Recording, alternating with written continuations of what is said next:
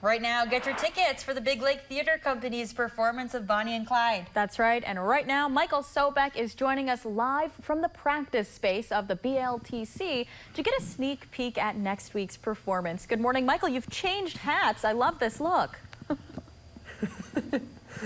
Good morning. Yes, I have changed hats because I'm now in a different character. Now, of course, that's part of what we're going to be talking about. Now, I have Amanda joining me, who is the director, giving us just a quick, brief rundown, specifically talking about the Big Lake Theater Company. This is the first full performance. What can people expect?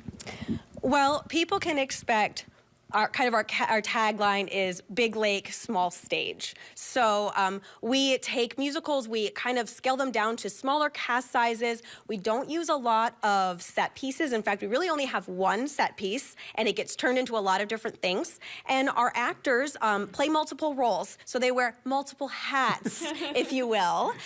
Sometimes they change their character literally just by changing their hat. So they can expect a really big sound and a really big story with not that many people. We're able to do a lot of good storytelling with not a lot of things, you know? You could tell a good story. And it keeps things nice. It's going to be in the Ordox, so it's a small space. You'll be able to really move and have some of those freedoms. Now, jumping over here, you are the music director, yes. So you're really helping with the sound of everything. Now, what kind of music and performance can people expect throughout the actual show? Well, it's actually a really interesting musical theater score because the composer really thought about the times, you know, and the Bonnie and Clyde story. So there's jazz, you know, it's 1930s, right? So there's that jazz influence, there's country, rockabilly, rock, you know, infused in the score. So it's just every single song it brings something new and exciting to the audience. And I think it's going to be, just an incredible musical experience for everyone who comes to see it. So now you're also not only a music director, but you're playing multiple other parts throughout the show. What's it like having to balance all of those roles? It's a lot of fun, actually. As an actor, it's a really fun challenge. And, you know, I don't have to spend a lot of time sitting backstage. And so it's a lot of, you know, thinking about each character's background, kind of where they're coming from, how they fit into the story. And so sometimes I'm trying to use a different voice or accent, obviously wearing different costumes and hats and things like that.